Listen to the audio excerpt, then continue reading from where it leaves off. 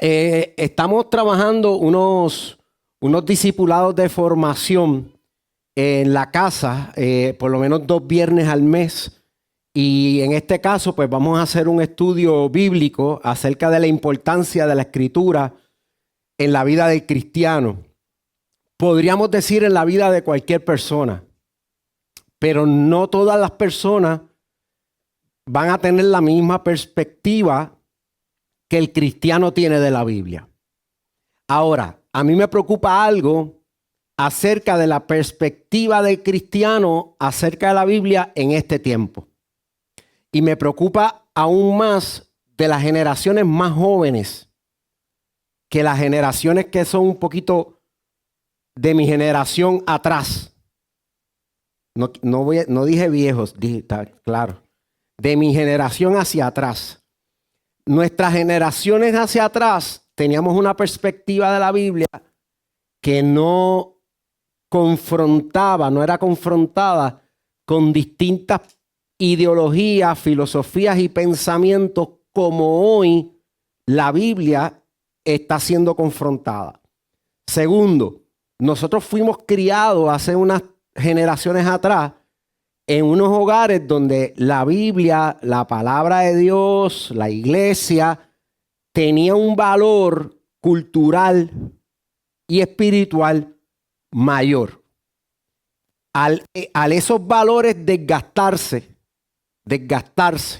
porque la cultura, por una agenda, por una planificación, ha ido desgastando esos valores, sacando los mandamientos de las escuelas, sacando la oración de las escuelas. Antes en las escuelas se empezaba la clase con los himnos, con una oración, y luego tú ibas al salón de clase. Eso se fue erosionando a propósito. Eso no ocurrió sin querer. Hay un plan en esa erosión. Y vemos cómo eso afectó los valores de nuestra nación, cómo eso afecta los valores de nuestra cultura. Entonces, los que nos criamos en aquel setting de que esos valores eran importantes, de que esa cultura cristiana era importante, pues no vamos a tener tanto problema al leer la Biblia como quizás personas de generaciones más recientes o con una cultura más reciente. Porque pueden ser adultos, pero con una cultura más reciente. Estaba en República Dominicana, en el viaje misionero que tuvimos en Semana Santa, y el Señor me dijo, vas a preparar esta clase y la vas a enseñar. Porque yo me estaba haciendo unas preguntas, yo hago mucha reflexión con el Señor. Cualquiera diría que estoy pensando conmigo mismo, pero como Él escucha mis pensamientos, yo sé que yo no estoy hablando solo, estoy pensando con el Señor.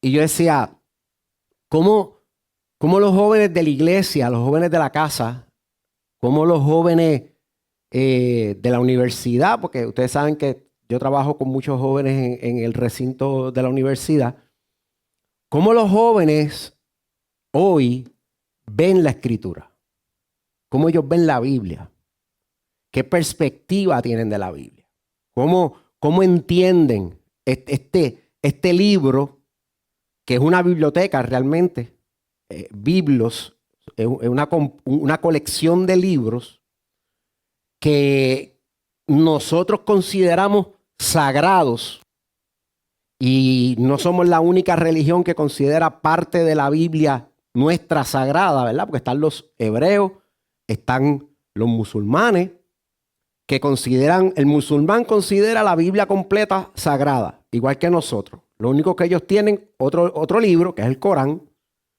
que el profeta les dio, y ahí pues ya se distancian del cristianismo. Los hebreos tienen el Antiguo Testamento, el Tanakh, y nosotros amamos, respetamos y consideramos el Tanakh sagrado. Lo que pasa es que ellos no ven a Jesús como el Mesías, porque Jesús no vino en su primera venida como el rey conquistador que iba a poner a Jerusalén y a Israel sobre todas las naciones. Eso va a ocurrir en su segunda venida. Cuando Él regrese, Él viene como Rey de Reyes y Señor de Señores y viene a reinar. Entonces, esa parte mesiánica que los profetas del antiguo pacto hablaron y que los judíos en el tiempo de Jesús no vieron, porque lo vieron venir como un siervo, como un cordero, como alguien que se sacrificó, como alguien que mataron. El imperio que se supone que Él destruyera, el imperio romano, lo mató en una cruz. O sea, ¿cómo este hombre va a ser el Mesías? Si Él venía a liberar al pueblo de la opresión del imperio. Él venía a hacer que nosotros fuéramos más grandes política y económicamente. ¿Cómo es posible que los romanos lo hayan vencido? No puede ser el Mesías. Y por eso aún cuando Él resucita y está hablando con los discípulos lo primero que le preguntan es ¿cuándo va a ser la restauración del reino de Israel? En Hechos capítulo 1, verso 8. Por ahí, verso 6, 4. En ese principio del libro de los Hechos, los discípulos le preguntan, venga acá, Señor, ¿y cómo es eso que cuándo tú vas a restaurar el reino de Israel? Porque es parte del concepto del Mesías. Y sí, eso va a ocurrir y es cuando Él venga por segunda vez.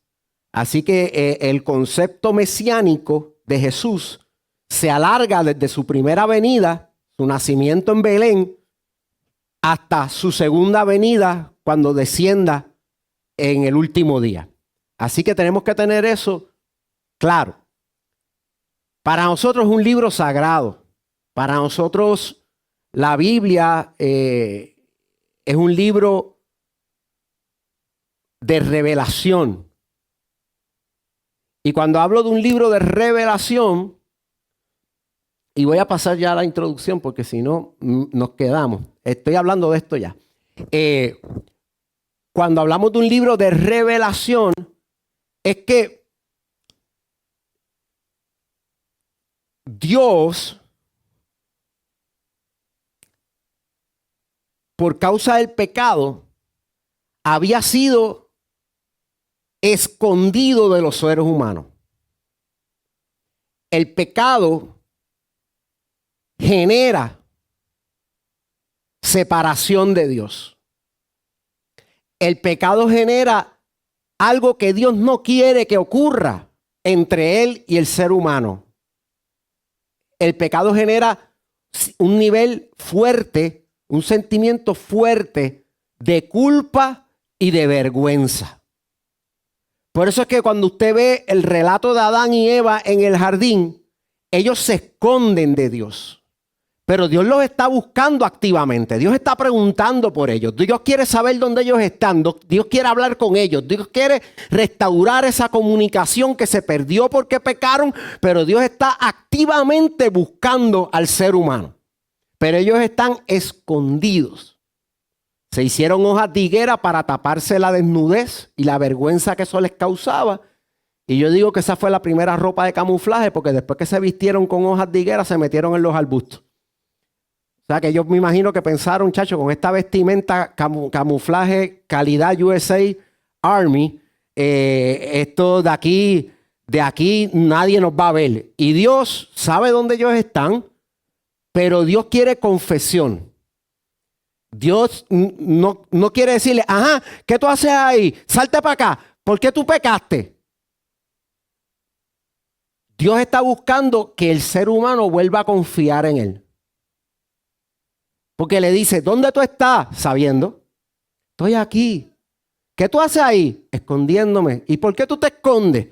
Y Dios está buscando que el ser humano que estaba escondido y avergonzado vuelva a salir a relacionarse con Él. El proceso de Génesis 3, mucha gente lo interpreta con una perspectiva de castigo. Pero a mí el Señor, y lo pueden leer en el libro 28 días de gracia, a mí el Señor me enseñó la gracia de Él en ese capítulo 3, que es un evento restaurador. Aún sacarlos del jardín era un acto de gracia y de amor, más que de castigo. Pero eso lo dejo ahí porque si no me voy a otra clase. El punto,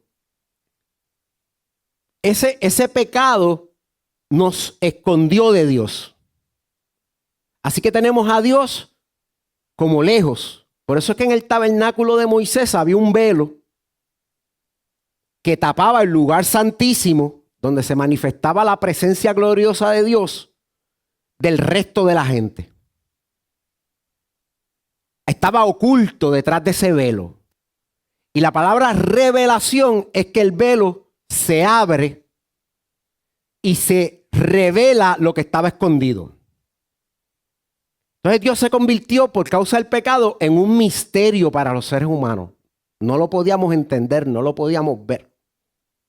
Pero por la gracia de Dios en Cristo, ese velo se rasga y nosotros podemos volver a relacionarnos con el Padre por medio de Jesucristo. Pero el Padre está desarrollando ese plan desde Génesis y lo terminará ya llegando a Apocalipsis 21. Es un plan de reconciliación y restauración. Es un plan de revelación. Y a Dios le plació revelarse a través de su relación con la humanidad. Y vemos cómo Él escoge a este hombre, Abraham, escoge su familia, su descendencia, para a través de ellos empezar un proceso de revelación en relación. Yo me relaciono con la humanidad, yo estoy interviniendo en la historia de la humanidad, yo trabajo en la historia de la humanidad y mientras yo hago ese trabajo y me relaciono con ellos, ellos van a descubrir quién soy yo, cómo soy yo, qué soy yo para ellos. Y esa revelación llegó a ser una tradición oral por muchos años. Pero luego el pueblo del Señor comenzó a escribirla. Y llegamos a lo que llamamos las Escrituras. Y las Escrituras es la revelación de Dios preservada históricamente. Todas esas relaciones, todas esas intervenciones de Dios en la historia de la humanidad, todas esas intervenciones de Dios con Abraham, Isaac, Jacob, los hijos de Jacob, con Moisés, con el pueblo sacándolo de Egipto, todas esas intervenciones dejaron de ser una tradición oral y se convirtieron en algo escrito para poder ser preservado históricamente. De ahí que las Escrituras son la revelación de Dios.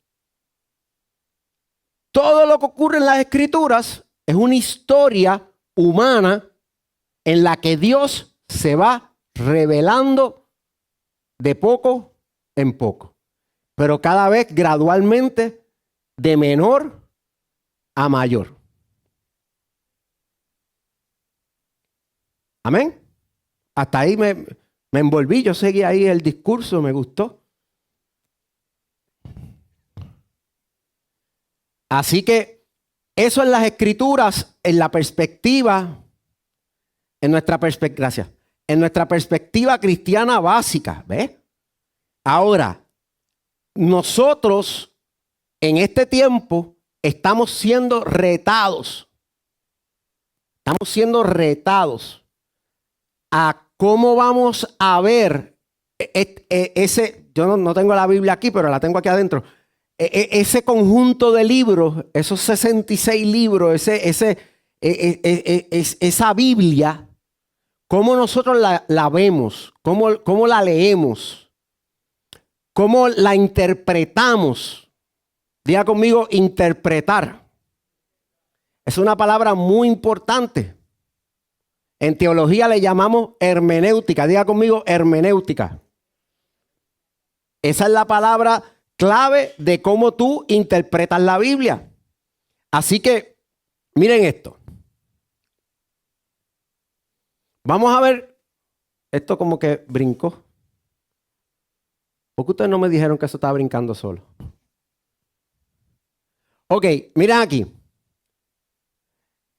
Aquí, la escritura como fundamento de la vida cristiana.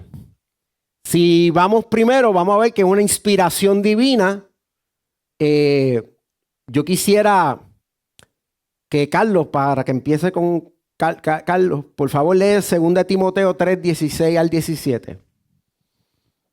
Toda la escritura es inspirada por Dios y útil para enseñar, para reprender, para corregir, para instruir en justicia, a fin de que el siervo de Dios esté enteramente capacitado para toda buena obra. Pausa. Toda la escritura fue inspirada por Dios. La palabra nos enseña que el Espíritu Santo de Dios, que es el Espíritu de verdad, y aquí quiero hacer una pausa griega. Verdad en griego es aletheia. Y aletheia es la negación de lo oculto. Es como cuando te dice anónimo, porque no tiene nombre. Aletheia es la negación de lo oculto. Quiere decir que en el concepto del escritor bíblico del Nuevo Testamento, cuando dice espíritu de verdad y escribe la palabra aletheia neuma, espíritu de aletheia.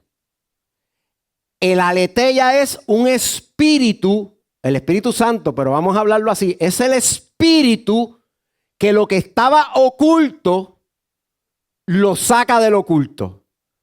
Podríamos decir que es sinónimo de revelación.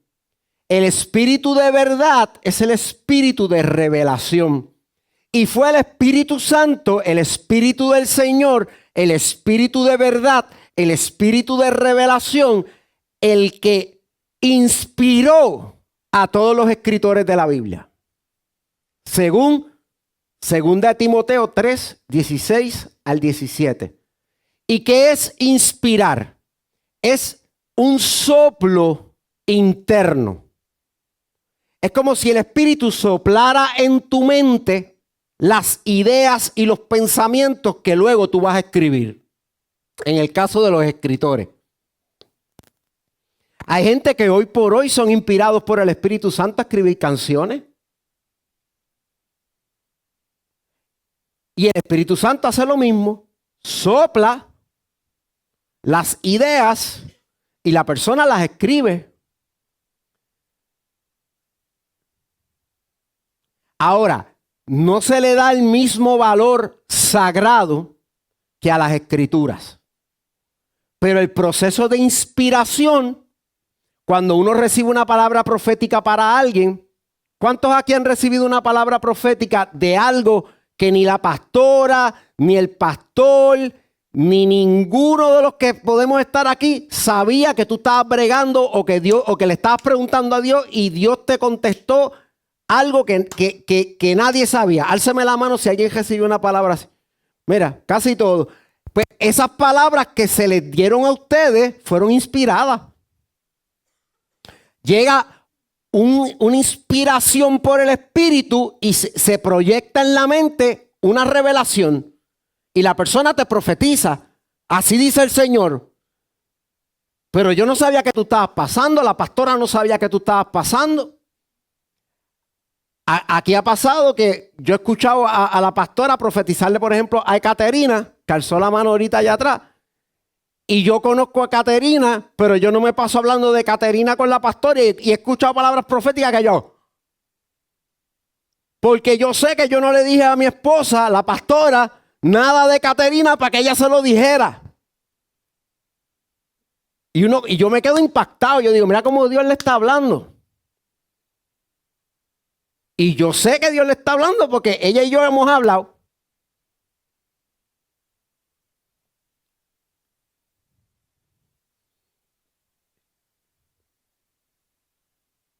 Y así nos pasa a todos. Hemos recibido alguna palabra alguna vez que fue inspirada por Dios. Ahora, la escritura fue inspirada por Dios. y es útil para enseñar, para reprender, o sea, para corregir, para instruir en justicia, para enseñar a la gente a caminar de manera justa, a fin de que los siervos de Dios estemos enteramente capacitados para la obra del Señor, para toda buena obra. ¿Ok? Eso testifica la Biblia de ella misma. Segunda de Pedro 1, 20 al 21. Si quieres pasársela a Carlos. Vamos a pasar el micrófono por ahí. Tú, sí, Carlos, el de atrás. Carlos está detrás de ti. Ese mismo, Carlos. El tocayo tuyo. It is on the paper. 2 Peter 1, 20 to 21. Entendimos primero esto, que ninguna profecía de la Escritura es de interpretación privada, porque nunca la profecía fue traída por voluntad humana, sino que los santos hombres de Dios hablaron siendo inspirados por Espíritu Santo. Correcto, muy bien, gracias. Pues si te fijas, estamos diciendo lo mismo. Ahí, segunda de Pedro, vuelve a decir lo mismo. La palabra fue, la escritura, la Biblia fue inspirada por Dios y los hombres que la escribieron no lo hicieron por su propia voluntad, sino que el Espíritu los inspiró, produjo el querer como el hacer para escribirle esa historia, esa narrativa histórica, donde la relación de Dios con los seres humanos se revela y por ende revela a Dios dentro de esa narrativa. Es un storytelling histórico, es una historia que nos cuenta quién es Dios. Revela a Dios. Pero eso no puede ser de interpretación privada. ¿Qué quiere decir eso? Que yo no puedo leer la Biblia y decir lo que a mí me convenga que dice. Y después José leer la Biblia y él tener otra versión de lo que a él le convenga que diga la Biblia. Y allá Luz y Carmen lean la Biblia y ellos dicen que dice otra cosa. En estos días hubo una legisladora de un partido que es bien liberal. Y la voy a usar de ejemplo otra vez. Que acusó al juez que la encontró culpable de dos cosas. De leer la ley de forma literal y de leer la Biblia de forma literal. No, ¿cómo la vamos a leer?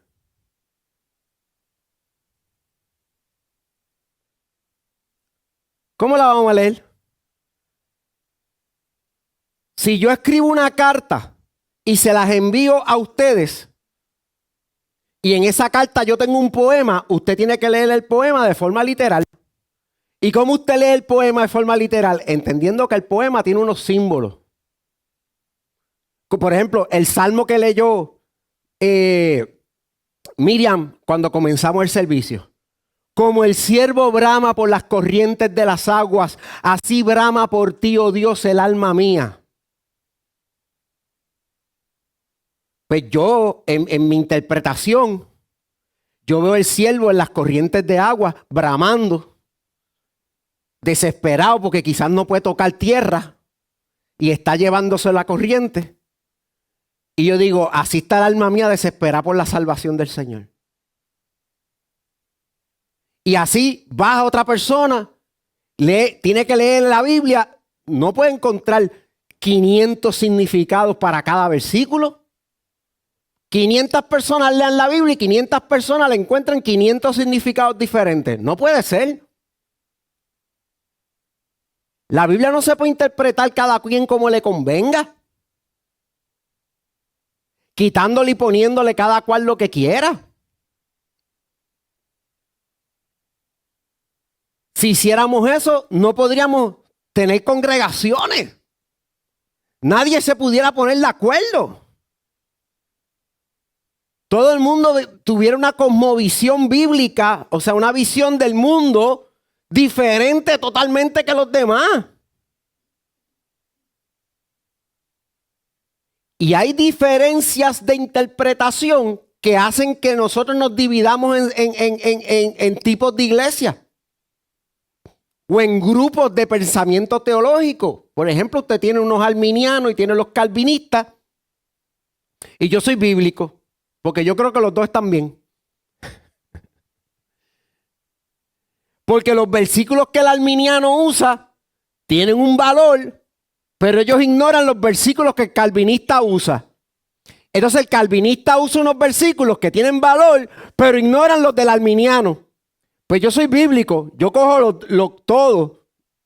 Y yo digo, mira, mi salvación yo la tengo segura. Yo no me salvo por obra, yo me salvo por fe. Yo me salvo por la soberanía de Dios. Dios me escogió ante la fundación del mundo. Pero esa salvación, yo estoy tan agradecido de Dios que yo la voy a cuidar con temor y temblor. Y la voy a guardar. Para mí es un tesoro importante. Cumplí con los dos lados. Pero si me voy a este lado solamente, que hay que guardar la salvación con temor y temblor, porque Dios es amor, pero también es fuego consumidor. Es que nos podemos perder en cualquier momento. No, me acuesto a dormir y si tengo un sueño malo me levanto perdido. Si me acuesto a dormir enojado, estoy perdido. Me tengo que reconciliar con el Señor todos los días porque estoy perdido. Y entra ese miedo y la inseguridad de la salvación. No estamos seguros de la salvación. Si nos vamos al otro lado, nosotros somos salvos y esto aquí podemos hacer lo que nos dé la gana. Y entonces hay que tener un balance. Porque la Biblia no está ni en este lado ni en el otro. Los dos están ignorando la otra parte. Y por esa interpretación privada es que tenemos dos segmentos en vez de uno.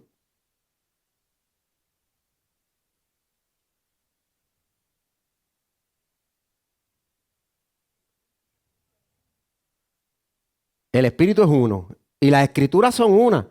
Y se supone que si sabemos leer español, inglés, griego, hebreo, arameo, cualquier buena traducción de la Biblia, porque hay traducciones malas, pero cualquier buena traducción de la Biblia, tú la leas y la lea otra persona al lado tuyo y entiendan lo mismo. Porque las palabras tienen un significado. Las comas tienen un significado. Los acentos en esas escrituras tienen un significado. Por eso la escritura dice que no le cambien ni una tilde. Porque hasta el acento tiene importancia.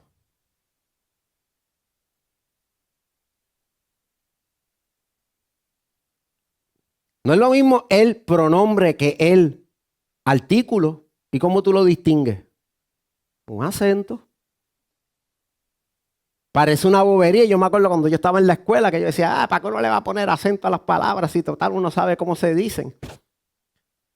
Pero después me fui dando cuenta a la medida que yo quería escribir algo para que otro lo entendiera, que yo tenía que seguir unas reglas gramaticales y de ortografía para que otro entendiera lo que yo quise decir. Si no, se iba a confundir cuando lo leyera. Y así mismo se interpreta.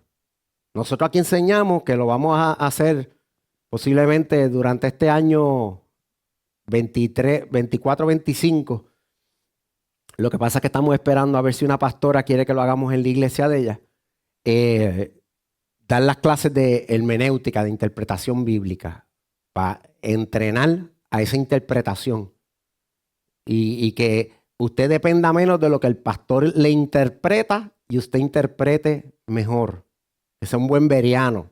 Los bereanos en el libro de los Hechos escuchaban a Pablo predicar, se iban a su casa, cogían las escrituras, las escudriñaban para ver si era verdad lo que decía Pablo. O sea, tenían mente propia. Y uno de los regalos que Dios nos hizo a cada uno de nosotros es que nos dio una mente propia.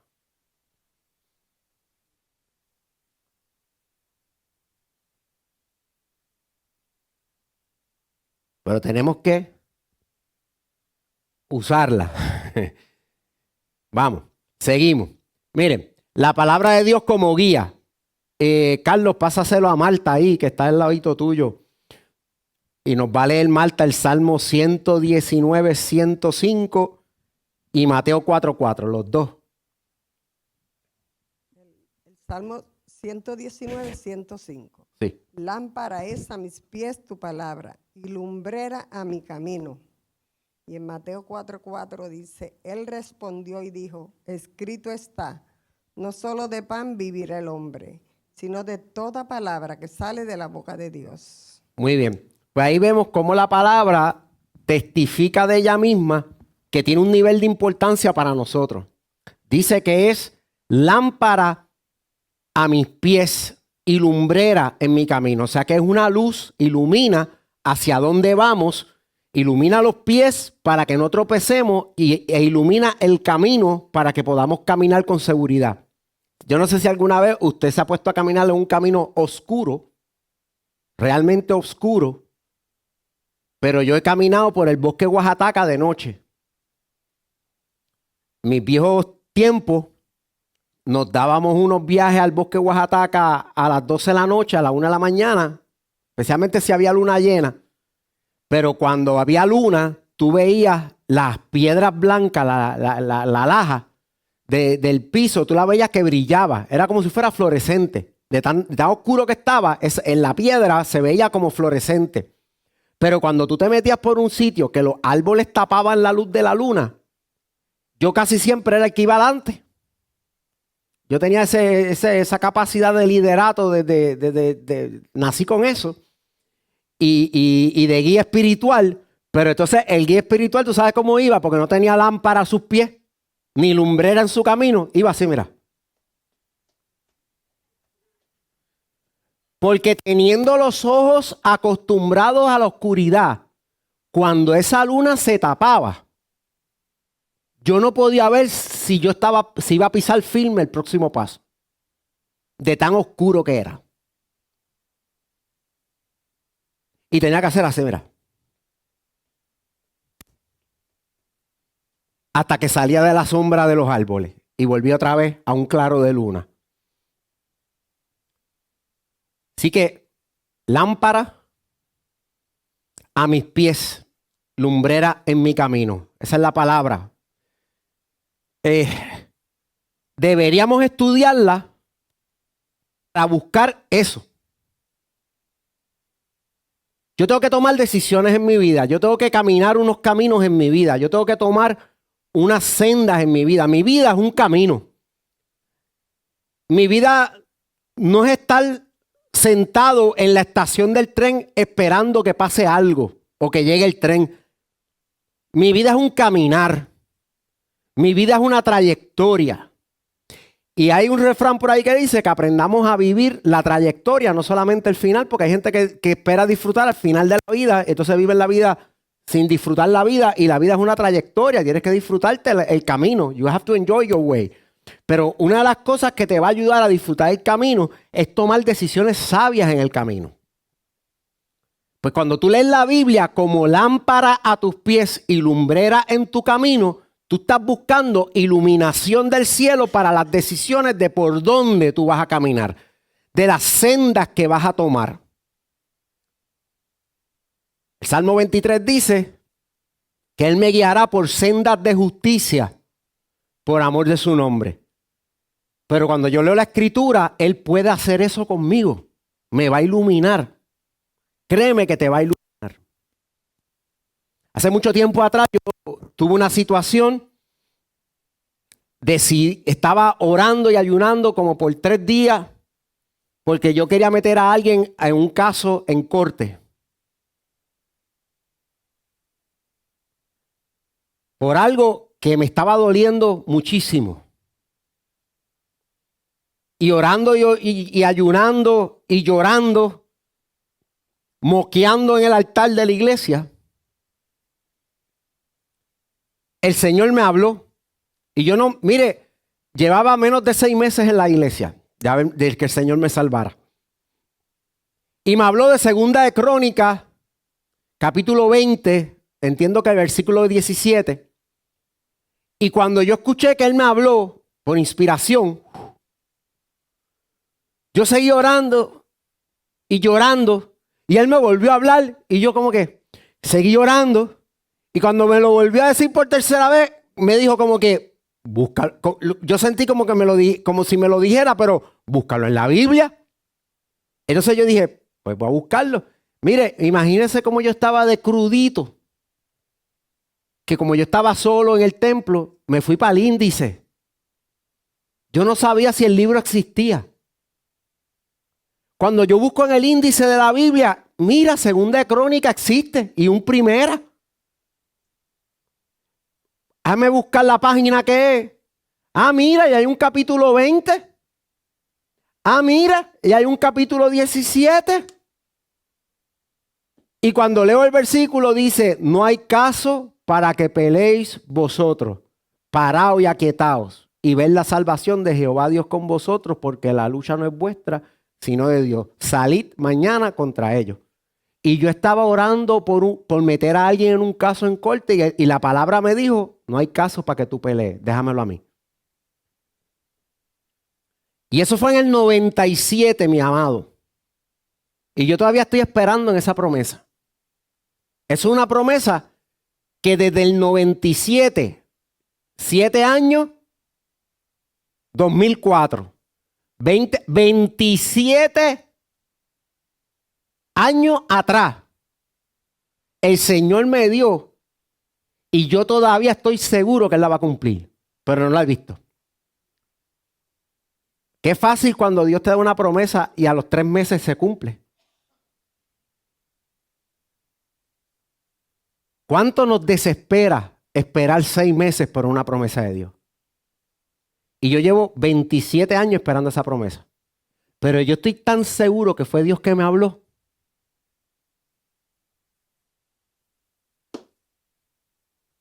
Que el caso ha estado 27 años en las manos de Dios, esperando ver la salvación de Jehová Dios conmigo. Porque Él me dijo que no era mi batalla. Y las veces en esos 27 años que a mí me han dado ganas de coger las armas en mi mano e irme yo a pelear. Pero el Espíritu me recuerda.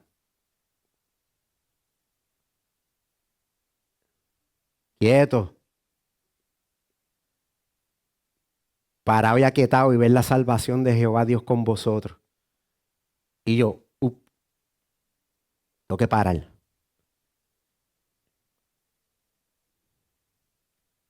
Así que en eso yo entiendo un poquito a Abraham cuando le prometieron el hijo de la promesa. Y el hijo de la promesa no llegó como 20 años más tarde. ¿Entiendes?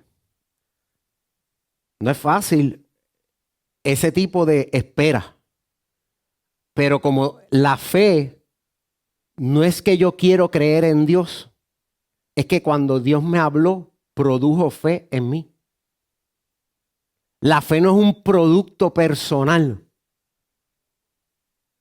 La fe no es algo que tú puedes copiar o imitar o crear. La fe es por el oír y el oír de los remas, de las palabras que Dios te habla en el momento cuando te está hablando. Y cuando tú escuchas la voz del Señor, que muchas veces viene cuando estás estudiando la palabra, esas promesas nadie te va a hacer dudar de ellas. Porque la experiencia de Dios, la fe, eso no se desaparece así porque sí.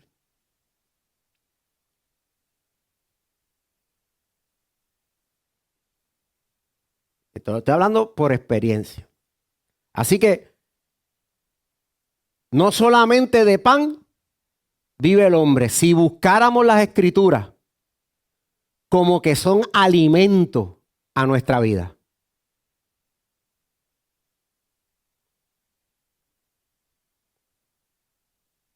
Porque cuando tenemos hambre, acabamos con la nevera hasta, aunque sean las 3 de la mañana. Tú nos ves enjocicados en la nevera sacando cosas porque tenemos hambre. Se nos treparon unos monchis a las 3 de la mañana y allí nos metimos a la nevera y hicimos escante. Nos metimos en la nevera y no encontramos nada, tenemos hambre, nos montamos en el carro y vamos al convenience store más cercano, la gasolinera más cercana, a comprarnos 4 bolsas de papitas y refresco y lo que sea porque tenemos hambre. Si viéramos la Escritura como lo que es alimento para nuestro espíritu, para nuestra alma y aún para nuestro cuerpo, porque la palabra sana el cuerpo.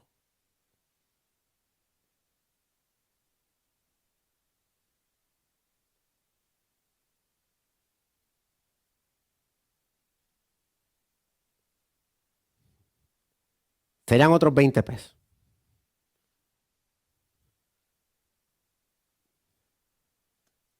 Vamos a hablar un poquito de la veracidad de las Escrituras. Aquí voy a tratar de avanzar y usted me sigue, porque si no, nos quedamos demasiado mucho tiempo. Veracidad.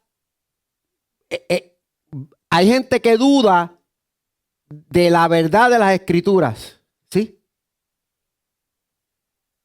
El micrófono, Carlos, corre. Carlos es el ángel del micrófono. Sí, es que siento bien fuerte compartir algo mientras usted Amén. estaba hablando.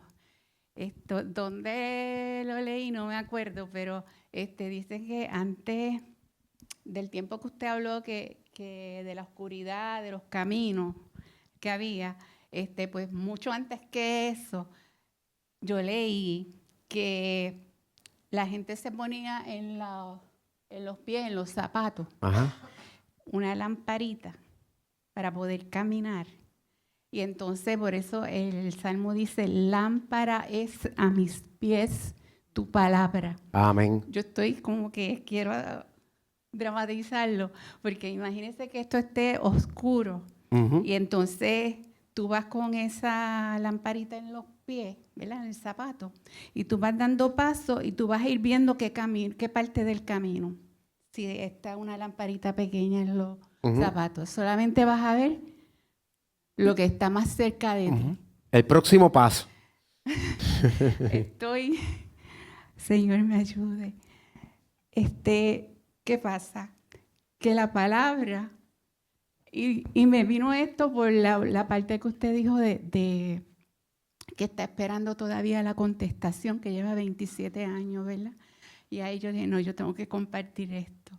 ¿Qué pasa? Que si tú ves más que esa parte del camino, póngale la oración que usted hizo, las peticiones que nosotros tenemos, o lo que leemos y no lo vemos y dice, pero ¿por qué yo no lo veo? Pues, y también usted habló de que la palabra va de menor a mayor, o sea que vamos conociendo en forma ascendente. Pues todo eso junto, yo lo veo en ese sentido de lámpara en mis pies. O sea, yo voy a ver ahora algo, pero lo que está más adelante no lo estoy viendo en el camino del Señor, ¿verdad? Que es lo que estoy haciendo, la analogía. Y entonces, ¿qué pasa? Que cuando yo sigo caminando, yo voy viendo otra parte. Y a lo mejor eso que nosotros estamos esperando, esas promesas, usted sabe lo que yo estoy hablando, la situación que cada uno de nosotros tenemos, las peticiones que no hemos visto contestadas, no las estamos viendo aquí, pero están allá.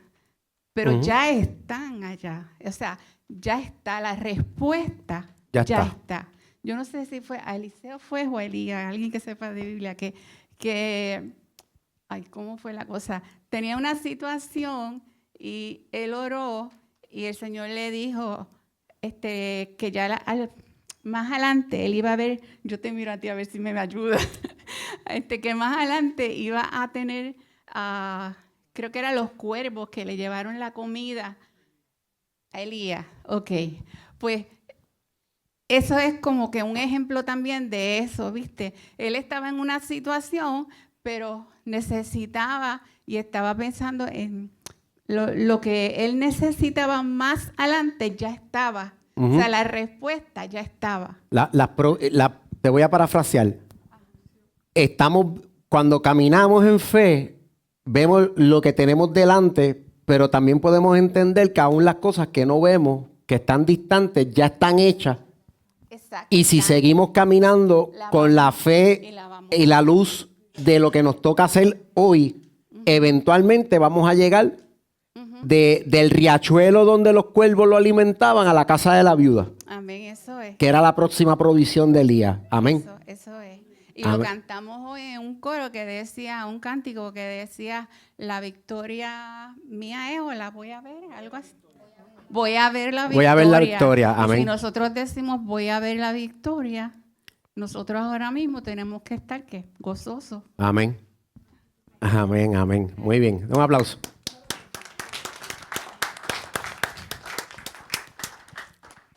Ok. Así me gusta que participen. Porque sí, si salimos a las 12 de la noche fue un... no, a mí esto, miren, a mí esto me gusta. A mí esto me gusta. Yo soy como el apóstol Pablo. Aquí lo bueno es que si alguien se cae no va a morir, no tenemos que resucitarlo. Pero yo estoy hasta las 3 de la mañana y sigo hablando. A mí me gusta. Así que conmigo no hay problema. Gracias. De verdad. Y sigan compartiendo porque eso hace que la clase sea de nosotros. No es un speech que yo le estoy dando a ustedes. Ustedes estamos todos en el espíritu aquí dispuestos a aprender y a enseñar. Eso es bueno. Evidencia histórica, la gente duda de la veracidad de las escrituras. Cuando tú estás en un ambiente universitario secular, por ejemplo, te vas a dar cuenta que muchas de las enseñanzas seculares o universitarias están en contra de muchas de las cosas que dice la Biblia. Y muchos de los muchachos cuando están en la universidad y hablan de las cosas como ellos la creen por la Biblia, es posible que se encuentren con un profesor que se burle de ellos. ¿Cómo es posible que tú creas tal cosa si la evidencia científica es tal cosa, o es tal cosa, o es tal cosa? Todo eso en este tiempo hay unos movimientos de científicos cristianos que están contrarrestando algunas de estas teorías que se tratan de enseñar como leyes naturales. Por ejemplo, la teoría de la evolución. La teoría de la evolución, pues los evolucionistas la quieren enseñar como una ley natural. Como si eso ya estuviera comprobado y aprobado y certificado como la gravedad. Pero es una teoría. Y por definición del mismo método científico, mientras sea teoría, puede ser cuestionada.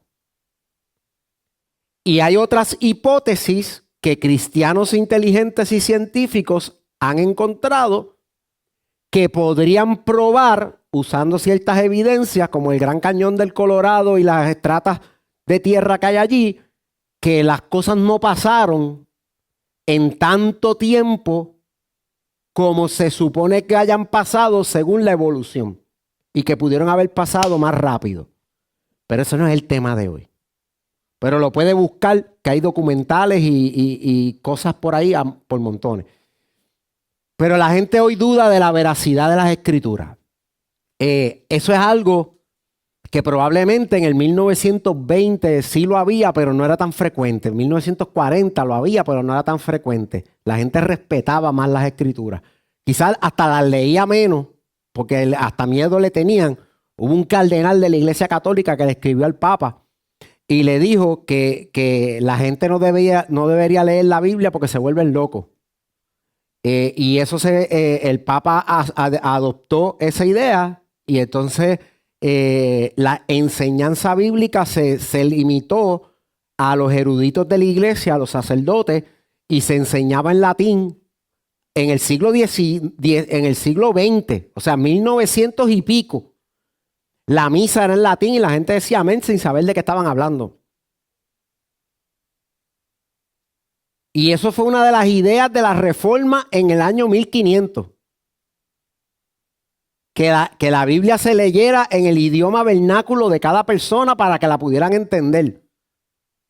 Así que la Reforma alcanzó la Iglesia Católica 500 años más tarde, pero ya también, gracias a Dios, la Biblia está en español, pero no la leen porque vuelve loco la gente.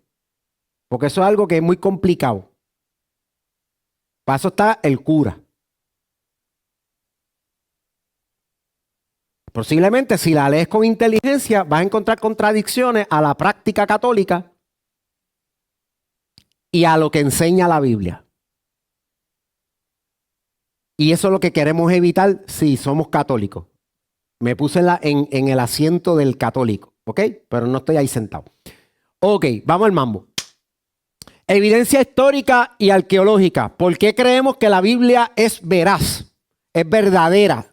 Tiene algo, un contenido verificable, verdadero. ¿Por qué creemos en eso? Primero están las cartas de Mari. Mari no es una señora que se llamaba María y de cariño los vecinos le decían Mari. Mari es una ciudad que está en Siria. Una ciudad que está en Siria. Una ciudad bien antigua. Bien antigua. La pueden buscar en el internet, van a encontrar información de ella. Les voy a decir por encima, porque no me quiero meter mucho en el detalle. Esa ciudad la descubrieron en el 1930, cuando esa parte de la ciudad la estaban escarbando para hacer unas reparaciones. Embuste. Había un montículo que iban a hacer una cueva para enterrar a alguien. Y cuando empezaron a hacer la cueva para enterrar a alguien, encontraron la cabeza de una estatua. Ahí se metió el Departamento de Cultura, que en ese tiempo era francés, porque esa parte de Siria estaba bajo el dominio de Francia, y mandaron unos arqueólogos del Museo de la Louvre de París. Y llegaron allá, y dejaron la Mona Lisa en París. Y llegaron allá y empezaron a escarbar en el 1930. Hasta el día de hoy están haciendo excavaciones y no han podido terminar.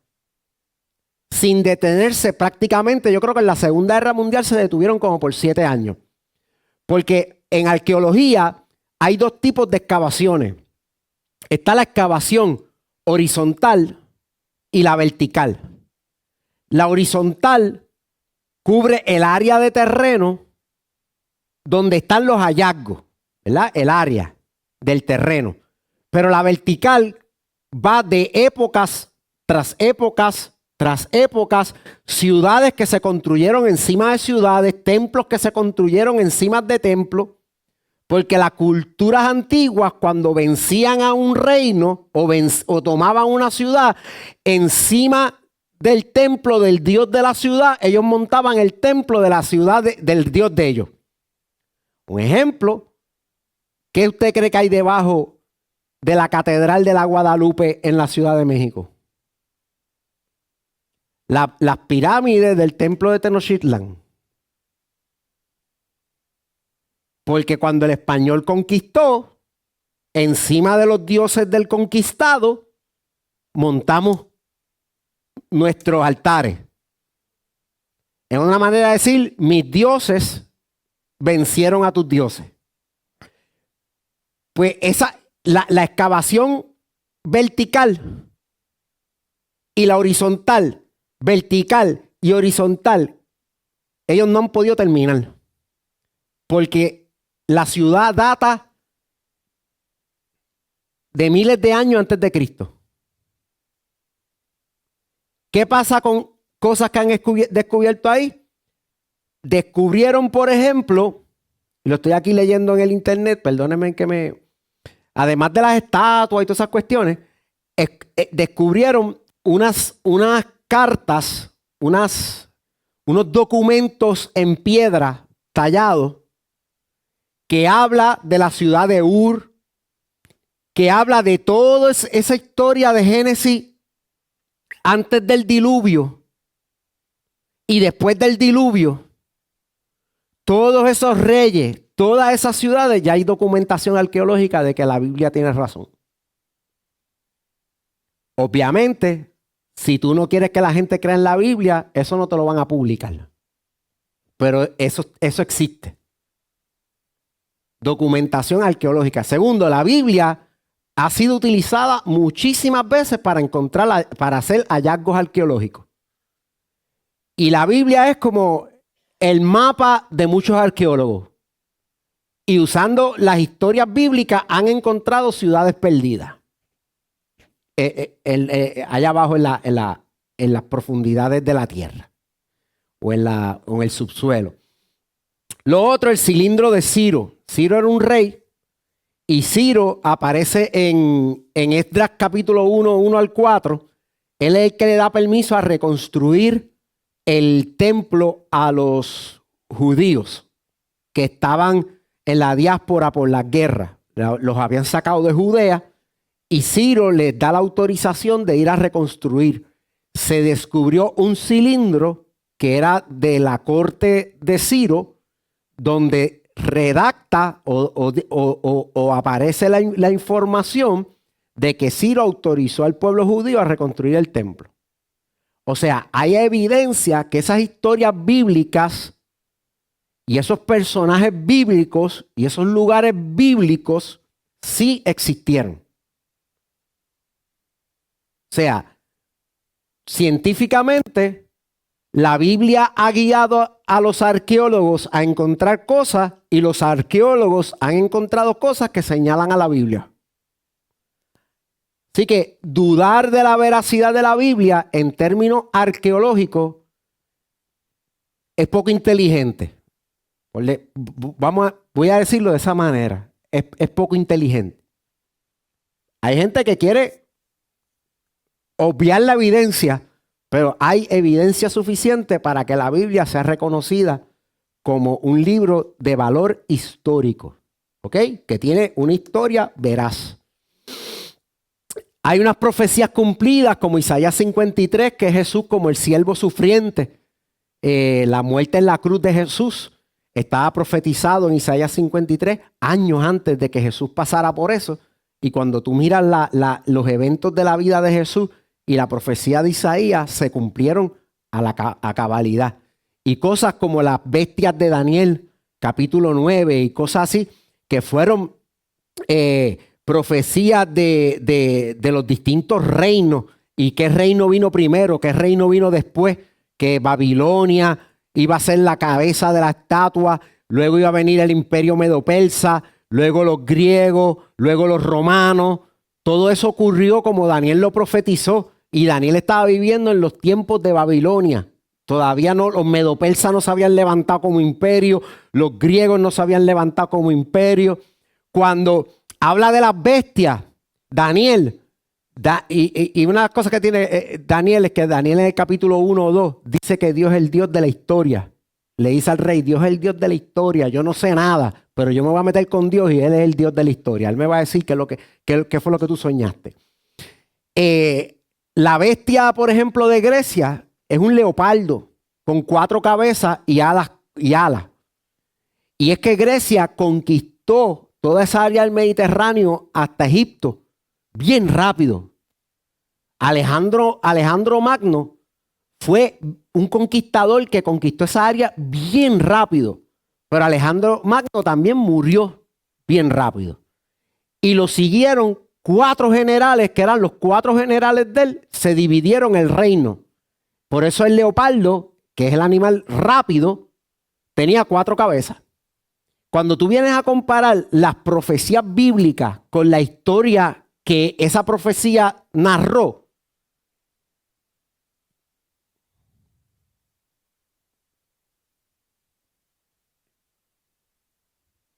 es una cosa asombrosa.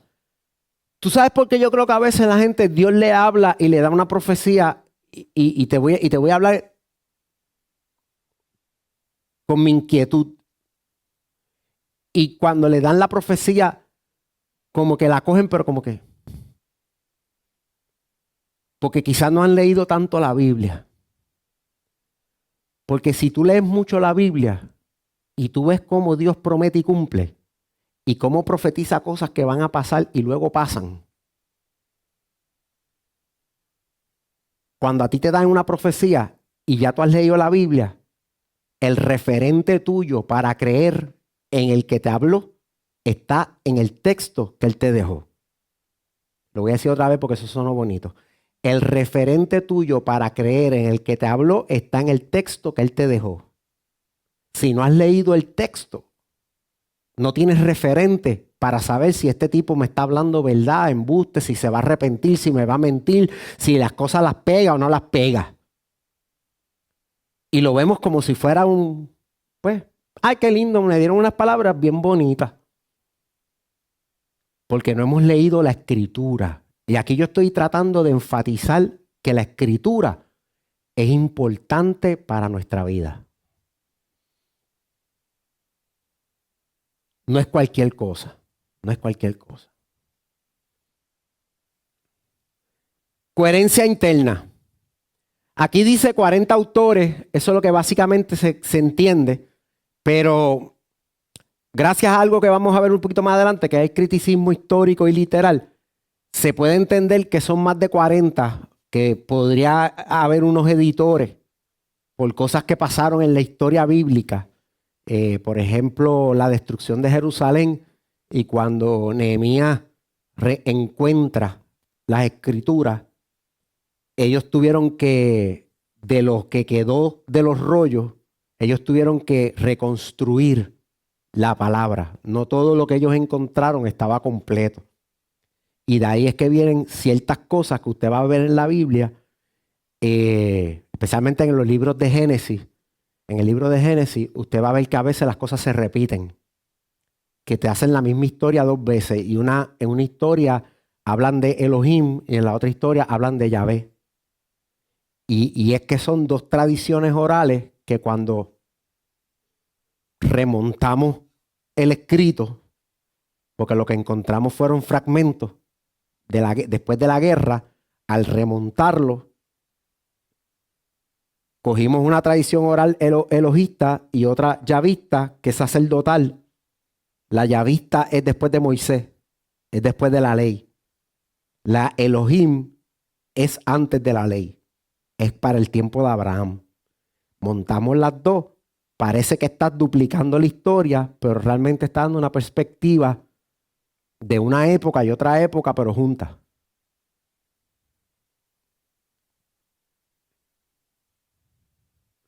Pero inspirada por Dios. Amén. El caso de eso es Génesis 1 y Génesis 2. Cuando usted lee Génesis 1 viene una tradición elohista, se le llama, Elohim. Y Génesis 2 es una tradición sacerdotal, porque en vez de Elohim dice Yahweh.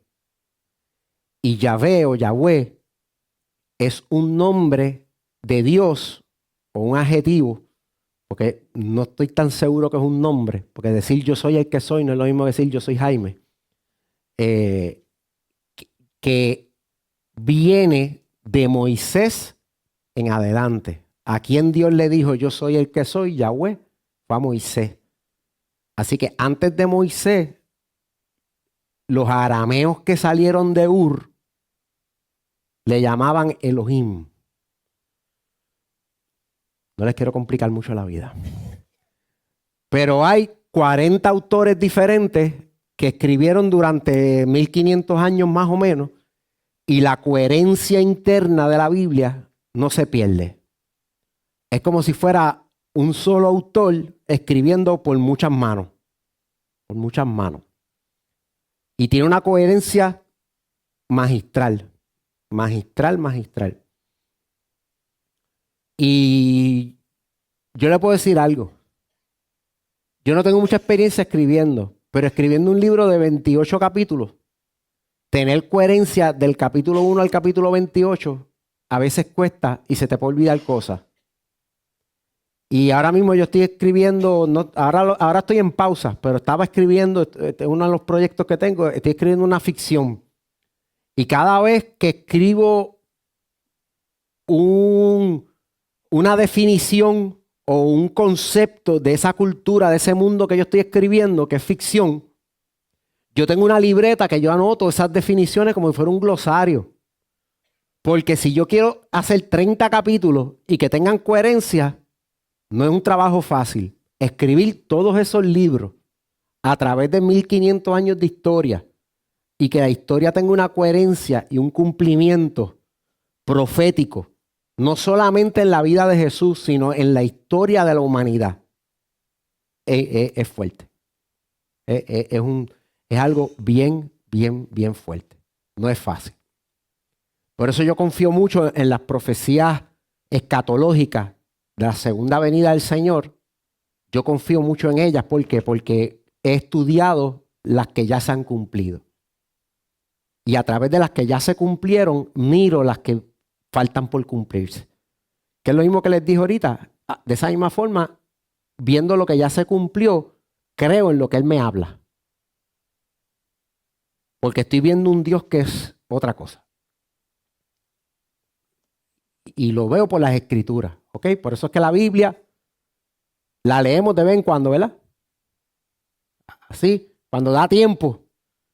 Cuando el pastor los domingos nos dice, busque tal versículo. Y a veces, mira, y a veces ni lo buscamos porque decimos, en lo que yo lo busco, Él lo lee.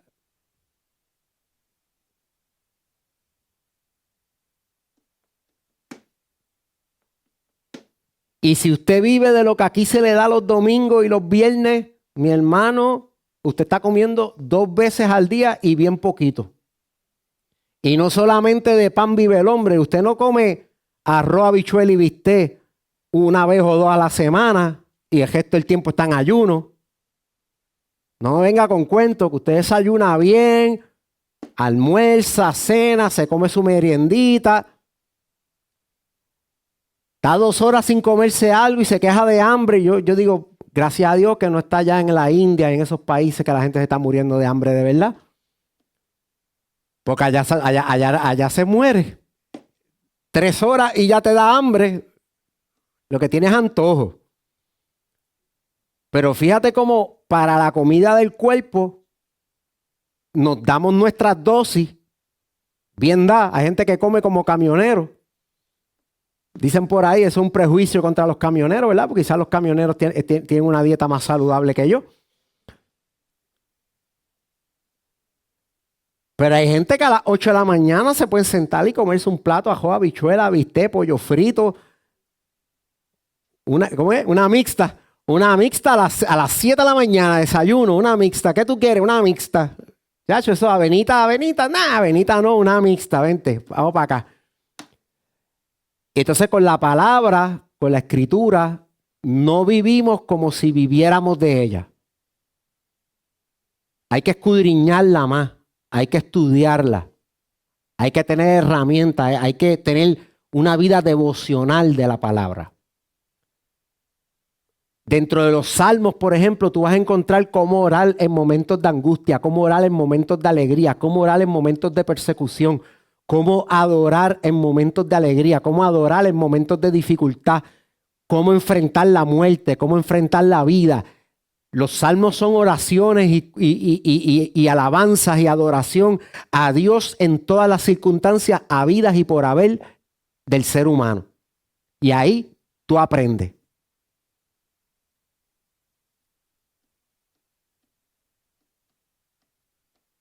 Los proverbios, sabiduría de cómo vivir la vida. Hay 28 capítulos de proverbios. 1 por cada día del mes lunar.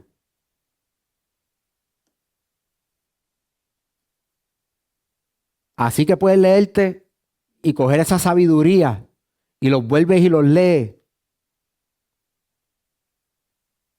Uno de los tiempos en que yo más crecí como creyente fue cuando estaba recién convertido.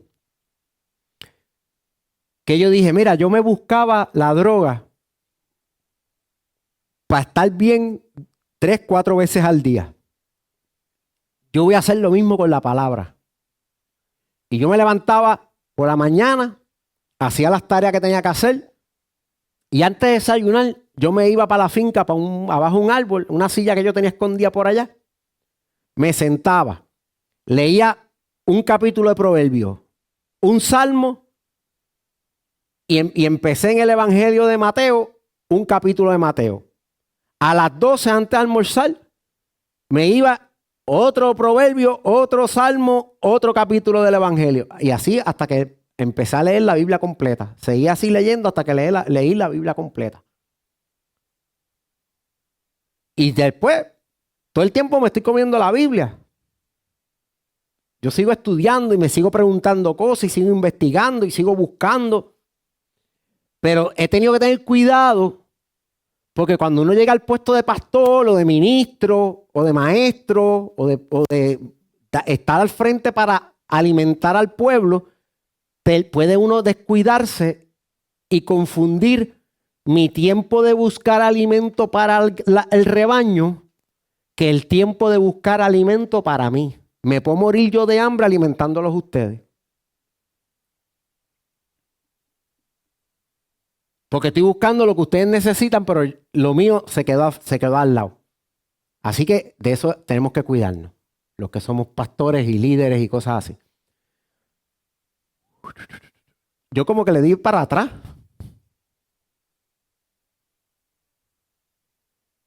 Ok. Aquí vamos. La escritura en el contexto de ideologías modernas. Miren, nosotros vivimos en un tiempo de relatividad moral. Y la Biblia es se atribuye a sí mismo ser una verdad absoluta. Por ejemplo, Jesús dijo, yo soy el camino, la verdad y la vida. Nadie viene al Padre sino por mí. Jesús es exclusivo. Jesús dice, si no es por mí, nadie va al Padre. No es como la lucha libre, que decía, todos los caminos conducen a la lucha libre. Ahora las filosofías del mundo es, tú puedes ir a través del budismo, tú puedes ir a través de esto, tú puedes ir a Dios a través de aquello, tú puedes ir a Dios a través de lo otro, pero lo que la Escritura dice, y Jesús dijo específicamente, hay un solo camino y soy yo. Y nadie puede lograr llegar al Padre si no es por mí. Esa verdad absoluta ofende a alguna gente hoy. Ah, pero tú no puedes pensar que el único que tiene la razón eres tú. Bueno, yo no tengo la razón la tiene la Biblia. Y tú puedes creer lo que tú quieras, pero la palabra dice, hay un solo camino, una sola verdad, una sola vida. Nadie vuelve al Padre a menos que sea por medio de Jesucristo. Acabó. Ah, pero hay muchas formas de ser bueno. No, hay mucha gente buenísima. Pero el problema no es que sean buenos, es que todos somos pecadores y la única manera de quitar el pecado es a través de Jesucristo. Y nadie puede volver al Padre por bueno que sea.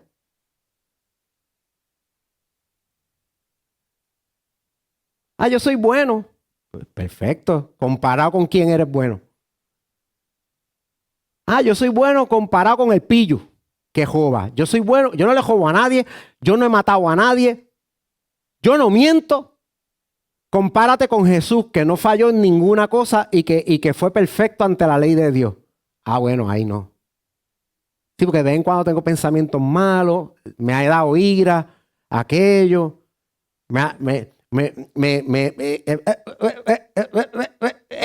pues entonces has pecado, sí. Pues entonces la única manera de salvarte es Jesús. No hay otra. Buda no sirve para eso.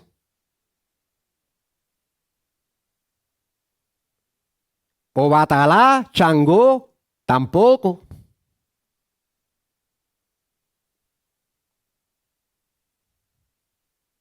La Virgen María tampoco te va a ayudar.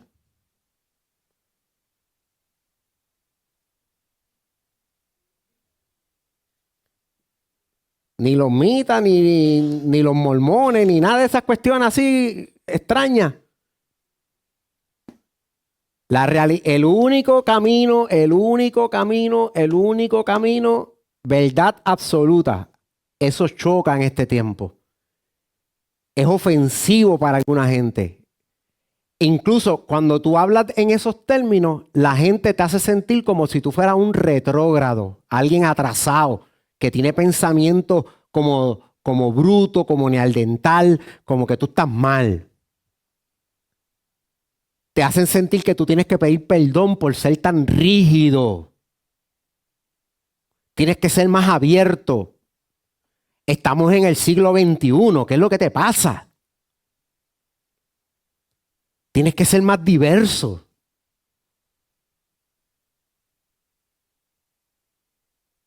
Pero eso le resta importancia al libro sagrado que se llama las Escrituras. Y no podemos permitir eso.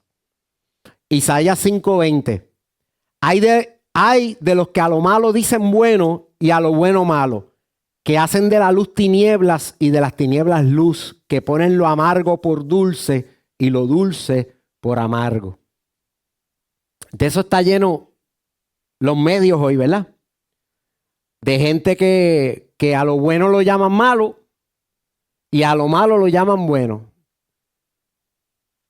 Ah, pero es que tú dices que eso es malo porque eso es lo que dice la Biblia. Pero yo no creo en la Biblia. Ah, pues, como tú no crees en la Biblia, pues, tú tienes razón, ¿verdad? No.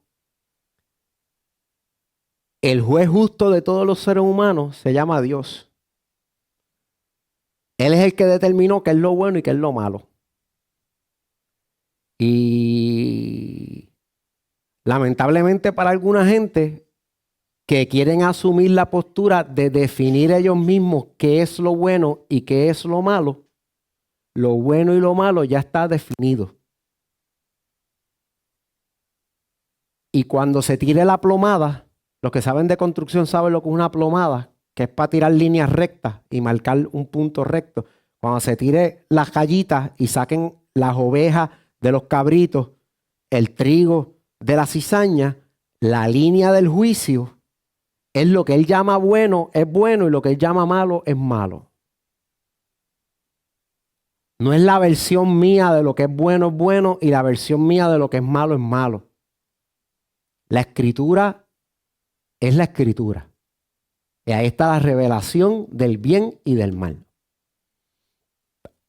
Para la perspectiva de Dios. Ahora, tú te quieres poner en el lugar de Dios y definir tu propia perspectiva del bien y del mal. Eso lo hizo Satanás. Trató de ponerse en el lugar de Dios. Si tú quieres hacer eso, pues está bien, yo te respeto, pero no cambia la verdad de qué dice la Escritura.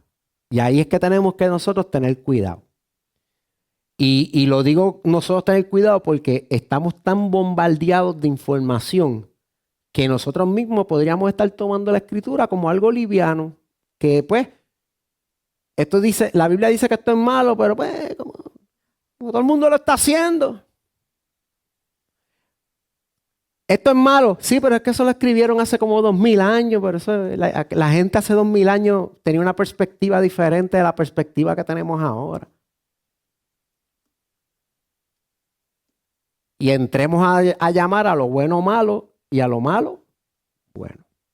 A la luz tiniebla y a las tinieblas luz, a lo dulce amargo y a lo amargo dulce. Cuidado.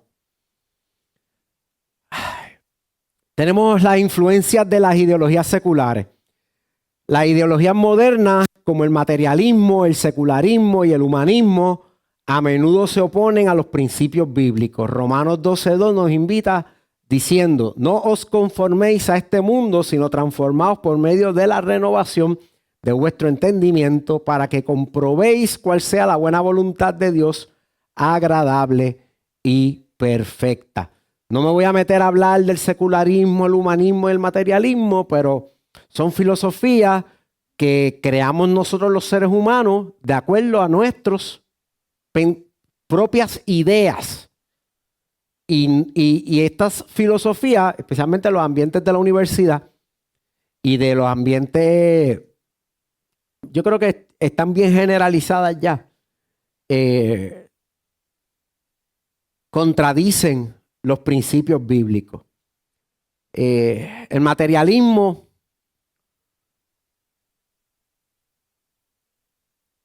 entre otras cosas, para irnos como que por algo bien sencillo, vamos a definir al ser humano por lo que tiene. Por qué tenis tiene. Si tiene unos tenis de $300, tiene valor. Si no los tiene, pues no tiene valor ninguno. Ese tipo de cosas, pues, tenemos que evaluarlas a la luz de la Escritura, que dice que todos fuimos hechos imagen y semejanza de Dios. Por tanto, todos tenemos valor ante los ojos de Dios.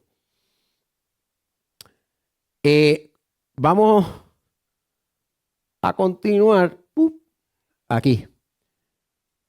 La aplicación práctica de la Escritura en la vida diaria sirve para estudiar y meditar Usted puede estudiar la Biblia y meditarla.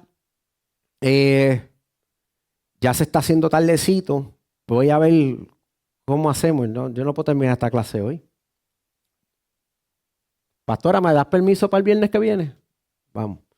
Pues yo creo que vamos a dejarlo aquí.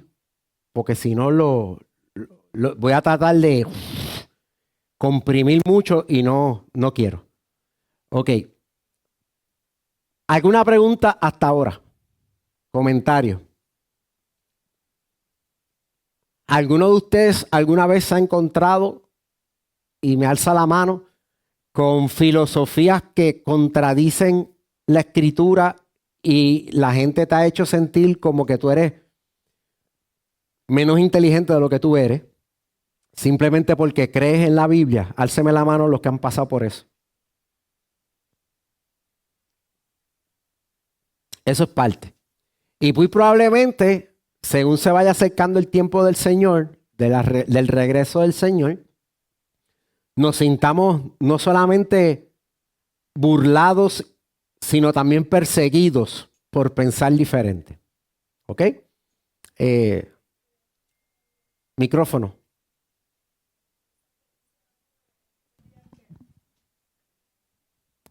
Esa experiencia la tuve en estos días. Estaba reunida con una persona, entonces me estaba pues comentando cómo tenía una situación de salud que no tenía remedio. No se podía hacer nada. Entonces pues ahí, mientras estaba desayunando con la persona, el Espíritu Santo me dio a decirle que aun cuando la ciencia médica dice no se puede hacer nada, yo puedo entrar ahora en acción. Y yo comencé a testificar de sanidad y eso. La persona sabe que yo soy pastora, pero la persona no profesa ninguna fe, qué sé yo. Pero yo la miré a los ojos y estaba tan convencida de que Dios sana, que ella se quedó como que, ¿en serio eso pasa de verdad actualmente en el siglo 21? Porque yo sé de la Biblia, de las historias de la Biblia, porque pues conozco un Dios distante. Entonces, tuve la oportunidad de poder testificar que sí, que hoy y aquí en el ahora Dios podía sanarla de la condición que los médicos dicen que no es operable, que no se puede. Y entonces mientras hablaba pasó una dinámica bien interesante porque la persona me miraba y como que sentí que se estaba llenando de fe, y no soy yo, el Espíritu Santo era la que estaba trabajando porque viene trabajando con la persona hace tiempo. No ha pisado ninguna iglesia, no va a ningún lugar, pero creo que eso fue un momento bien del Espíritu, porque la persona terminó accediendo a que orara por ella y que creía que Dios la podía sanar. Así que Amén. Realmente uno piensa, da solo a Dios si se lo va a dar. Uno piensa que en el 2024 hay gente que está clara de todo lo que estamos estudiando y no. Todavía están viendo al Dios como el Dios lejano y no el Dios que quiere tener una relación con ellos. Y siguiendo esa línea, de la palabra. Y siguiendo esa línea, incluso hay denominaciones cristianas. Hay denominaciones cristianas que pertenecen a un sistema teológico que se llama cesacionalismo, en el cual el poder del Espíritu Santo manifestándose en la iglesia y a través de la iglesia se cree que ya no se da. O sea, el hablar en lengua, el sanar enfermos, el profetizar, esos dones del Espíritu, la liberación, todo ese tipo de cosas. Hay denominaciones que hoy por hoy creen que eso son historias de la Biblia, pero que ya no se dan. Y entonces, mira el pensamiento circular. Es un pensamiento circular que en una reunión que yo tuve con varios líderes religiosos de distintas denominaciones, entre ellos algunos que son cesacionalistas, yo les expliqué y como que les hizo clic a algunos y otros como que dijeron, yo no quiero escucharlo porque me contradice. Pero la Biblia dice que Jesús fue a Nazaret y no pudo hacer muchos milagros allí porque la gente no creía en él. La Biblia dice que conforme a tu fe será hecho. Entonces, ¿cómo tú me vas a decir a mí que tú no crees en esos milagros y porque en tu iglesia no pasan, es verdad que no pasan? Pues obviamente, como tú no crees en ellos, no pasan. Y tú estás probando que no pasan, no creyendo que no pasan. Pero en las iglesias que creen que esas cosas pasan y hay evidencia de gente con diagnósticos, con rayos X, con laboratorios, con todo, que el Señor los sanó, fueron al doctor y todo salió negativo y hay evidencia de eso. Hay evidencia de sanidades, hay evidencia de liberaciones, hay sanidades del alma, del corazón, que son evidentes. Este flaco que está aquí ha hablado lengua y la gente lo entendió en creol en Haití, como en el libro de los Hechos, capítulo 2. Hablando lengua y la gente que yo no sé creol, entendiéndome en creol y yo profetizando, estuvo como 30 minutos hablándole a la gente de parte del Señor en creol. Yo no entendí 3 pepinos lo que yo dije, pero todo el mundo me entendió y el traductor mío que hablaba inglés y me traducía al creol, me decía, pero ¿cómo usted está hablando creol?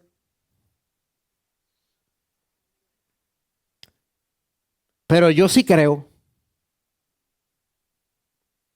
Y yo creo en la Escritura. Y yo creo que la Biblia es una guía para yo ser iglesia, para yo ser hijo de Dios, para yo vivir el reino. En la tierra como es en el cielo. Es mi pan. Es mi lámpara, es mi lumbrera. Es mi guía, es mi sabiduría. No es cualquier libro y no es cualquier cosa.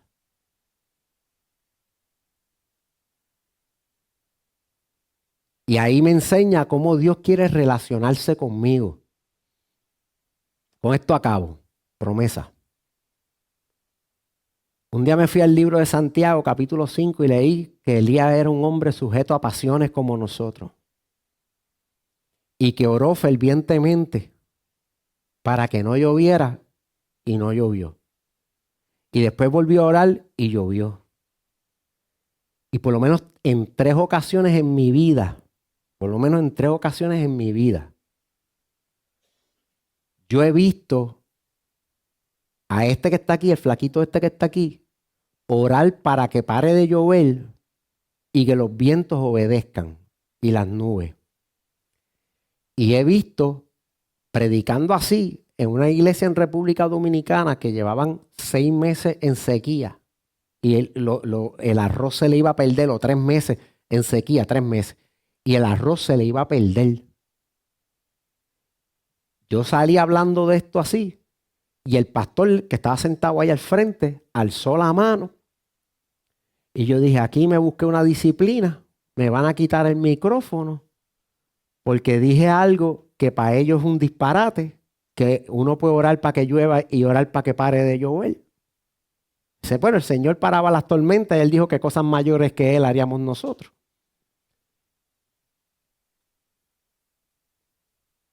Y yo cogí esas palabras en serio cuando yo las leí. Y yo dije, pues el pastor de aquí me va a poner en disciplina, me va a quitar el micrófono y decir, hermano, con mucho amor, usted es un disparatero, siéntese que se acabó el culto.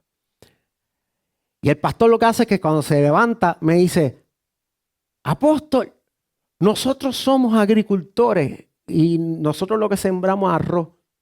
Y llevamos 3 meses en sequía y no hay pronóstico que diga que va a llover y se nos van a perder los cosechos. Ore para que llueva. Y yo le dije, pastor, usted no me ha entendido. Venga usted para que ore con su iglesia, porque esto es del reino, no del apóstol. Esto es del reino. Esto es para gente como usted y yo, como Elías, que estaba sujeto a pasiones como todos nosotros, pero oró con fervor y se dio. Venga acá y haga la oración usted. Y toda la iglesia póngase en pie. ¡Pam! Y aquella gente se pusieron a orar con fervor. Yo ni oré. Yo dije, toca a ellos. No lloré con ellos, pero no dirigí la oración. No cogí el protagonismo yo, porque lo que yo le estaba enseñando a ellos es que esto Si Elías lo hizo sujeto a pasiones, si yo lo he hecho sujeto a pasiones, tú también lo puedes hacer. Entonces, tienen la necesidad, ¿cómo yo le voy a robar el experimento espiritual de ellos lograrlo? Era un experimento, es una experiencia, pero era un experimento. Es como cuando Dios dice, probadme ahora en esto con el diezmo. Es como que, pues tú quieres saber si es verdad. Pruébame, vamos a ver. Y yo dije, pues vamos a experimentar porque la fe se experimenta y se camina en ella. Así que uno crece en fe. Y el pastor cogió el micrófono, hizo la oración, me dio el micrófono para atrás, siga predicando. Pastor, ¿estamos bien de tiempo? Sí, no importa, sigue. ¡Guau! Se sentó otra vez. Entró una bruja. Tuvimos que reprenderle los demonios a la bruja. La bruja cayó patas arriba, se quedó acostada en el piso en medio de las dos bancas hasta que se acabó el culto. Y al rato entra un muchacho cogiendo a hablar con el pastor. Y yo dije, ¿y ahora qué será? Porque ya esta noche está bien, está bien rara. Yo no tenía nada de esto en el bosquejo. Yo no tenía nada de esto en el bosquejo. Esto está bien raro. Y el pastor vuelve y se para. Y yo dije, ahora sí me pusieron en disciplina. Y el pastor me dice, apóstol. Y yo, dígame, pastor, ¿usted vino en motor? Que es una motora. Allá en República Dominicana le dicen motor a la motora. ¿Usted vino en motor? Y yo le dije, sí. Usted me perdona, pero se va a tener que ir porque dicen los hermanos que están afuera escuchando que ya empezó a lloviznar.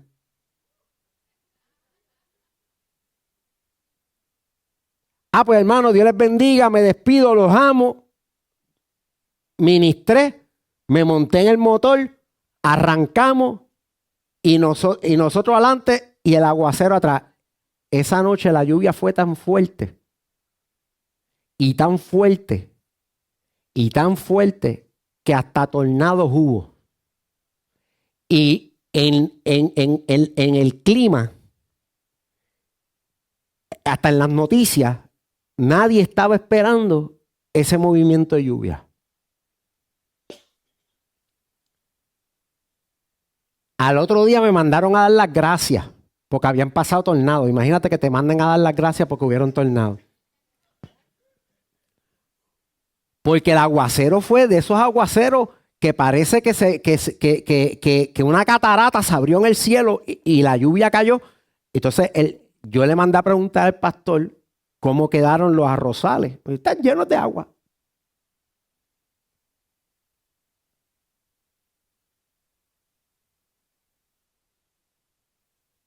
Esto es locura para los que se pierden, pero debe ser del día a día de los que somos salvos. Porque nosotros estamos participando de la naturaleza de Dios por el Espíritu Santo. Adentro de nosotros vive alguien. Así que yo espero que la fe crezca, pero la fe también crece cuando usted lee la Biblia. Todo eso que yo le acabo de contar a ustedes, pues leer la Biblia. A mí nadie me dijo vete a hacerlo. Cuando yo leí la Biblia, yo leí que era un hombre sujeto a pasiones como yo. Yo dije, pues si él lo hizo, lo puedo hacer yo. Me dio fe. Leer la Biblia me dio fe. El Espíritu me habló a través de la Biblia y la voz del Espíritu me dio fe. Y después de eso lo empecé a practicar. Porque la fe sin obra. Pero si usted no lee la Biblia, no va a tener fe para cosas así. Va a tener fe para lo que usted sabe. Sin la Biblia, imagínate. Pues, para vivir humanamente, normalmente, usted no necesita más nada. Porque ya eso usted lo sabe hacer. Pero si usted quiere vivir el reino y su poder en la tierra, hay que leer la Biblia. Porque ahí está la información y la fe que viene por la voz del Espíritu.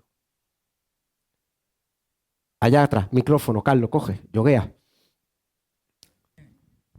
Y después Mili nos despide en oración. Sí, porque si no nos quedamos hasta las 3 de la mañana, hay que hacer café. Amén, Dios les bendiga. Amén. A mí me pasó eso mismo que usted está hablando, cuando estuve pasando por la situación, la crisis nerviosa y todo lo que después pasé y les comenté. Pues a mí me pasó eso. El Señor, en ese momento, a pesar de ese proceso tan fuerte que estaba viviendo, estábamos orando, leyendo mucho la Biblia.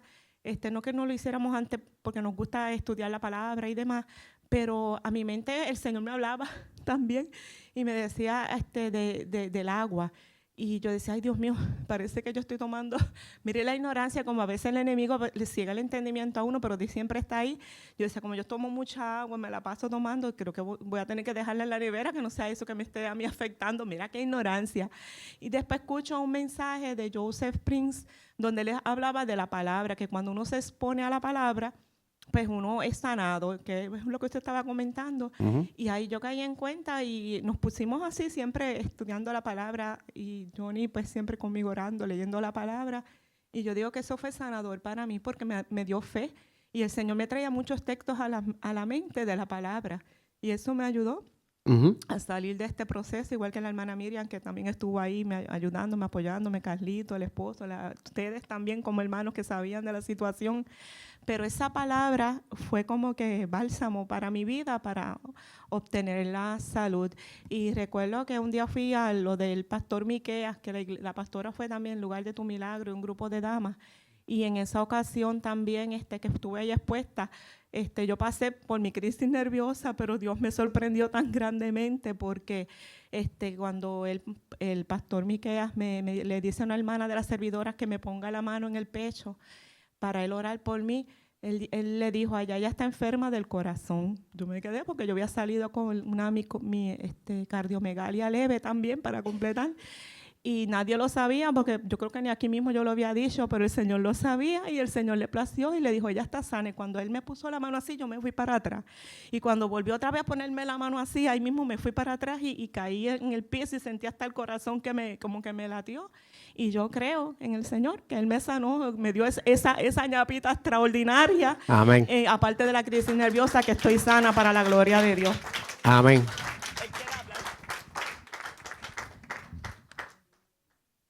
Quiero dar un testimonio, como Dios obra, porque el Señor dice que esas señales seguirán a los que creen, que su nombre serán fuera demonios y pondrán las manos sobre los enfermos y sanarán. Y Mili y yo estábamos hace poco en una farmacia y había un hombre con un revólver, yo creo que era guardia de seguridad, y el hombre se abrió a nosotros en ese momento y él dijo que él tenía una hermana y él que era hermano y que el papá siempre le dio más cariño a la hermana que a él. Estamos hablando de un hombre.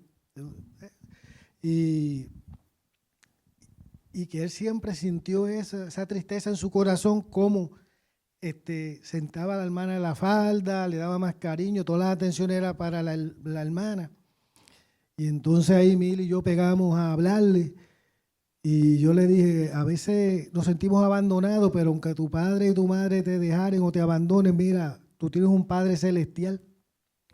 Y ahí Mil le dijo que se quería que oraran por él y pegamos a orar y echar fuera toda huérfana y todo, y ese hombre allí mismo se quebrantó y pegó a llorar. El Espíritu Santo fue que hizo la obra. Yo no había testificado esto, pero Billy sabe que él haría lo que pasó allí. Y el hombre fue bendecido en ese momento y pegó a llorar allí. Sí, por el poder de la palabra.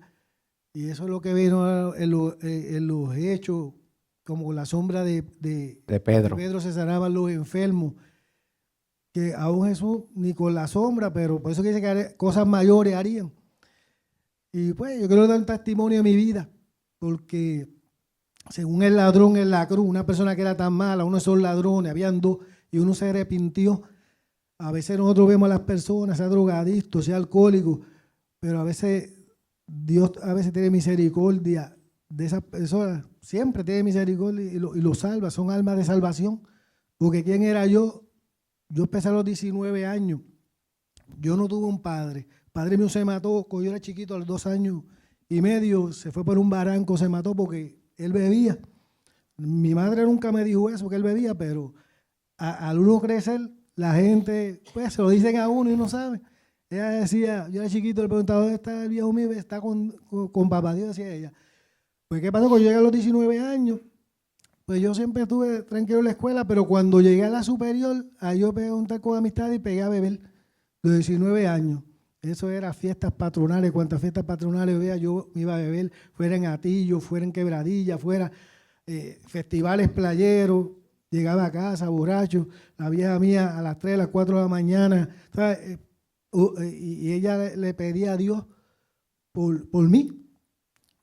Y hasta que un día yo estaba bañándome en el baño y yo sentí un ardor en el corazón. A mí nadie me predicó del evangelio ni nada. Y yo pegué a llorar y a llorar y a llorar. Y yo no sabía por qué yo lloraba. Y yo ahí en el baño le decía, Señor, toma mi corazón, porque era un ardor y una cosa que no podía soportar, ¿sabes? Lo que tenía.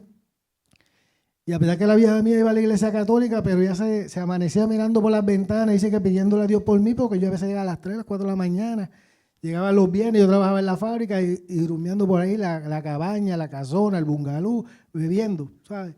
Entonces, todos esos sitios de rumba. Entonces, llegaba, vestía y me iba. Pero, pues Dios tiene trazado un propósito cada vida de libertarlo. Y entonces, pues yo le dije a la vieja mía, me dijo, pues nene, mira, ahí hay una iglesia presbiteriana, que esa es la del pueblo, que ahí estaba al principio Paul, Marirosa, Nelson Ortiz, que era de esto. Y hay una oficina allá abajo, y hay una oficina. Y sí, a pesar que hay la iglesia católica, hay una oficina. Y yo llegué y lo primero que yo dije, está el pastor, quiero que oren por mí. Yo recuerdo. Es un testimonio que yo tengo. Entonces me dijeron, un anciano va a orar por ti. Pero yo me quedé en una esquina y yo pensaba que era un viejito, con una barba, una persona madura espiritualmente, ¿tú sabes? En la palabra. Pero ahí yo tuve un cambio porque cuando oraron por mí yo caí en el piso. Yo veía que reprendían al dragón, a la serpiente antigua. Yo me revolcaba en el piso, pero no podía abrir los ojos. Y cuando yo salí de ahí, salí livianito. Y le pedí una Biblia. Le pedí una Biblia y ellos me dijeron, los cultos son los martes, los domingos. Y yo fui solito allí, pero que vi unas parejas. Y yo dije, esa pareja yo la conozco. Que se llamaba Fran y ella Edna. Y ella vivía donde vivía la abuela mía, donde yo me crié con la abuela mía en las parcelas. Y el muchacho vivía en la entrada de Moca, donde estaban las otras abuelas mías por parte de padre y eso. Y ahí ellos me encaminaron, que a jato vente con nosotros para casa, vente a comer pan, y oraban por mí y eso. Pero un día, pues, yo así pasé una experiencia una vez que cuando yo iba a entrar, porque el pastor dijo, entren por aquí porque con toda la presencia del Señor entren por este lado. Entonces hubo una señora que era diácono y me jaló por el brazo. Me jaló por el brazo y me metió, así me jaló. Y no, y yo dije, pero el pastor dijo que pasaran por aquí y ella me jaló. Y yo le dije, pues suéltame. Entonces eso me hizo a mí que yo por la noche, eso se me quedó así, me enganché en el cajo. Y cuando me enganché en el cajo, que subí el puente de Arenales, que cogí la luz, estaba Niki, y arranqué, iba para la cabaña. Cuando iba a mitad de camino, que iba a beber de nuevo, ahí el Espíritu Santo me cogió y pegué a llorar. Y a llorar, y a llorar, y a llorar, y a llorar, y a llorar. Y reviré de nuevo, me metí para casa. Y la vieja, nene, ¿qué te pasa? Y yo, no, porque me quedé con eso. Mira, no le hagas caso al enemigo, que si esto y lo otro. Y ahí llamé a uno de los ancianos de la iglesia y pegó a orar por mí. Y pues ese es el testimonio mío, que está bajalda arriba, bajalda abajo, por ahí, no como los populares. Por ahí, alda arriba, alda abajo, por ahí. Sin fe y sin esperanza, y la pobre vieja mía a las 4 de la mañana. Pero gracias al Señor, el Hijo de libertad, y gracias a Dios, no ha vuelto a tocar una cerveza más. De ahí para adelante no ha vuelto a tocar. Gloria a Dios. Han hecho fiesta la familia mía y las primas mías que les gusta hacer también la cerveza. Y yo, nene, ¿qué chabón tú eres? Ya tú no bebes ni nada, ¿qué chabón tú eres? Y yo, pues eso lo hizo Cristo en mi vida. Y ese es mi testimonio. Amén. Bendiciones. Gracias a Dios. Bueno, ahora oramos. Miren, antes que Mili ore, Mili, póngase todo el mundo en pie porque si no, no me dan la señal de que nos tenemos que ir. La oración que hicieron por el caballero se fundamentó en un versículo bíblico. Aunque tu padre y tu madre te dejaren, con todo Jehová te recogerá. Otra forma más Y otra manera de demostrar que la Biblia es importante leerla y conocerla. El espíritu y la escritura y la palabra funcionan juntos. Así como en el principio la palabra y el espíritu crearon la luz y pusieron orden en el caos, todavía hoy la palabra y el espíritu trabajan juntos. A la manera que usted conozca la palabra, que es la espada del espíritu, usted va a tener cómo ponerse de acuerdo con el espíritu para ver cosas como esa. Si no conoce la palabra, no es lo mismo. Es bueno tener palabra para usar la palabra y que el espíritu te respalde. Mili, síguelo.